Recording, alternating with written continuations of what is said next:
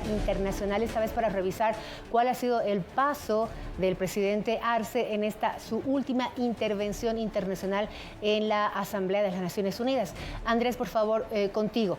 Ha hablado de temas que son delicados, ha hablado de Gaza, ha hablado de Venezuela, habló de Cuba, ha hablado de Estados Unidos. ¿Cómo nos deja parados, por favor?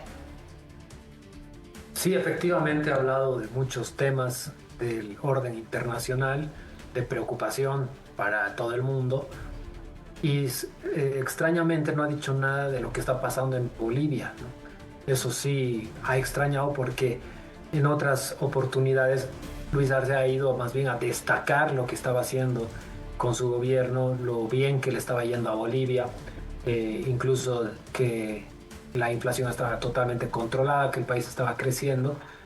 Y ahora que obviamente los indicadores no son buenos, omite totalmente referencias a la situación boliviana, como queriendo ocultar o queriendo más bien no tocar ese punto, ¿no? Eso es lo primero que llama la atención. Y después, bueno, es la retórica repetitiva, ¿no? De decir el capitalismo salvaje es el origen de todos los problemas en el mundo.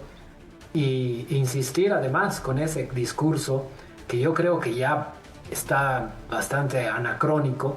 Es un discurso de la Guerra Fría, ¿no? Hablar mal del capitalismo. Cuando ya no calza, creo que nadie está viendo así las cosas, ¿no? En el mundo.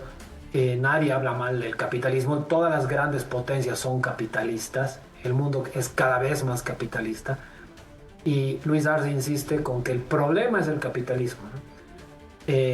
Y bueno, me parece que eso es algo que hay que replantearlo, porque está bien, después hace un análisis bastante interesante, si se quiere, de lo que está pasando en el mundo, que creo que tiene puntos ciertos, pero no es lo que va a decir un presidente frente a las Naciones Unidas, porque de eso no sacamos nada, ¿no? De atacar a Estados Unidos, de criticar el imperialismo, el neocolonialismo, y de repetir mucho eso, ¿no? Un discurso neopopulista que no le genera ningún rédito, ningún beneficio al país, porque más bien nos aleja, nos aísla del mundo occidental y no nos sirve de nada. Entonces creo que no rescato nada bueno de este discurso, sino más bien, primero, anacronismo, y segundo, asuntos superficiales o que no tienen rédito, ninguna importancia finalmente en términos concretos para Bolivia. Gustavo, ha reprochado las intervenciones de Estados Unidos, ha defendido a Venezuela, ha hablado de Gaza, de genocidio. Una evaluación general de la intervención de Arce. Asumo lo que dice Andrés, está perfecta la lectura, anacronismo, hablar de colonialismo, pero además habla de una cosa que él no entiende. Y además el MAS, sobre todo el MAS como partido y estructura, ha sido uno de los países que más ha aprovechado del sistema, y menciona al principio de su discurso que el rol del organismo ya ha perdido vigencia. Él dice, hablando de eso, sobre el rol del organismo de Naciones Unidas, y va directamente cuando sabemos que Bolivia ha aprobado más de 7 resoluciones. Nunca Bolivia, y eso es bueno repetirlo, nunca Bolivia ha aprobado resoluciones en esa magnitud. ¿Pero por qué? Porque en los primeros años de Evo Morales fue así. Fue una sorpresa en el sistema de Naciones Unidas y en los organismos multilaterales que nos aprobaron 7 resoluciones. Y él en el punto 6 dice avanzar hacia la declaratoria de los derechos de la madre tierra, que fue la declaración 2 de Bolivia en la época de Evo Morales. Entonces, no puede hablar de anacronismo. El sistema de Naciones Unidas en estos 80 años evidentemente ha debido funcionar muy mal, pero no ha arreglado problemas graves, apartheid, neocolonialismo, el tema de Congo, o sea, muchos temas que ha sido arreglado por Naciones Unidas y justamente además criticado por el presidente Trump. Habla de otro tema también que es medio complicado, te lo mencionaba, crear una comisión de reparación. Las comisiones de reparaciones ya han desaparecido ya después de la Segunda Guerra Mundial.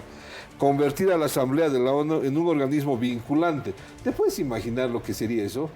vincular todas las resoluciones cuando convengan en 192 países. Sería imposible. Estas son cosas que no se pueden decir.